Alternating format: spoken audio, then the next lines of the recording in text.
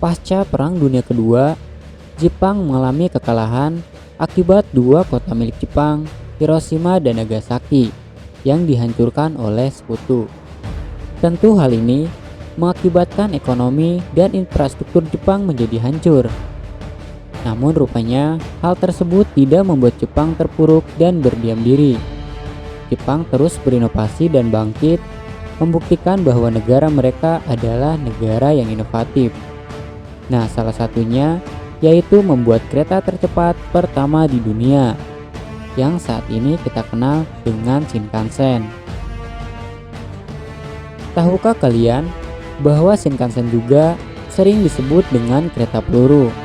Hal ini dikarenakan bentuk dari kereta tersebut menyerupai bentuk peluru. Shinkansen merupakan transportasi di negara Jepang yang memiliki kecepatan bisa mencapai 300 km per jam. Namun dalam pembuatan kereta tercepat ini, Jepang mengalami banyak masalah dan tantangan, mulai dari finansial, infrastruktur, dan medan yang akan dilalui. Hal ini membuat para tokoh penting pembuatan kereta Shinkansen, yaitu Shimisogo beserta Hiroshima, seorang ship engineer yang sempat mengundurkan diri dari proyek pembuatan Shinkansen ini. Proyek yang disebut Tokaido Shinkansen ini dibuat untuk menghubungkan kota yang paling padat penduduk, yaitu Tokyo dan Osaka. Jalur kereta ini baik dari Tokyo menuju Osaka maupun sebaliknya. Jalur ini secara tidak langsung menghubungkan kota lainnya seperti Numaju, Shizuoka, Nagoya, dan Kyoto. Dalam pembuatan rel kereta ini harus memiliki karakteristik yang berbeda dari kereta sebelumnya, karena jalur yang dibuat harus selurus mungkin. Pemerintah Jepang juga berusaha payah mempersiapkan infrastruktur seperti jembatan, terowongan, underpass maupun flyover baru. Karena jalur rel kereta ini harus dibuat selurus mungkin agar tidak memiliki resiko yang fatal saat beroperasi. Hingga pada akhirnya tanggal 1 Oktober 1964, Jepang berhasil membuat kereta tercepat pertama di dunia dan sekaligus membuktikan Jepang mampu bangkit setelah mengalami kekalahan dari Perang Dunia Kedua. Hal ini menunjukkan pada dunia bagaimana Jepang menjadi negara yang inovatif.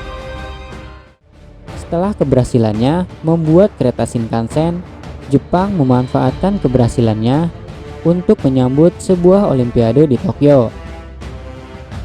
Pada tahun 1992, Shinkansen model baru yaitu Nozomi yang dapat menghasilkan kecepatan 270 km per jam, sehingga kereta ini mampu menghasilkan perjalanan yang cukup singkat. Nama Shinkansen sering digunakan oleh orang di luar Jepang, tentunya seperti masyarakat di Indonesia, untuk merujuk kepada nama kereta apinya. Namun kata ini dalam bahasa Jepang sebenarnya merujuk kepada nama jalur kereta api tersebut. Nah, sekarang apa sih yang membuat kereta Shinkansen bisa melaju sangat cepat dibandingkan kereta lainnya? Jika pada sebelumnya kereta ditarik oleh lokomotif yang berada di depan, beda halnya dengan Shinkansen. Tiap gerbongnya memiliki motor atau mesin penggeraknya masing-masing. Jika dimisalkan salah satu motor atau mesinnya memiliki masalah, kereta ini mampu tetap bergerak dengan motor yang masih berfungsi. Negara yang dijuluki dengan nama matahari terbit ini sebenarnya terletak pada Ring of Fire. Tidak jarang negara ini sering terjadi gempa bumi.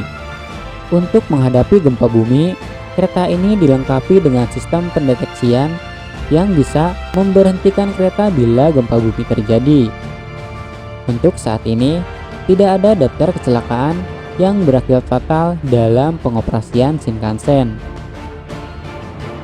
Kereta yang dibuat oleh negara Jepang ini juga menginspirasi negara-negara lain untuk mengembangkan jaringan kereta berkecepatan tinggi. Seperti di negara Prancis dengan membuat kereta cepat yang diberi nama TGV dengan memulai layanannya pada awal 1980-an. Nah, itu tadi sejarah singkat tentang Shinkansen, kereta tercepat pertama di dunia. Bagaimana menurut kalian tentang kereta Shinkansen? Berikan pendapat kalian di kolom komentar dan jangan lupa untuk tinggalkan like jika kalian suka dengan video ini.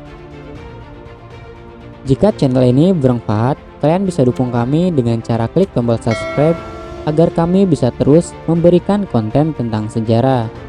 Karena bagi kita semua, mempelajari sejarah memungkinkan kita mengetahui kesalahan yang telah terjadi di masa lalu atau mengetahui kunci keberhasilan para pendahulu. Terus belajar tentang sejarah karena sejarah itu penting.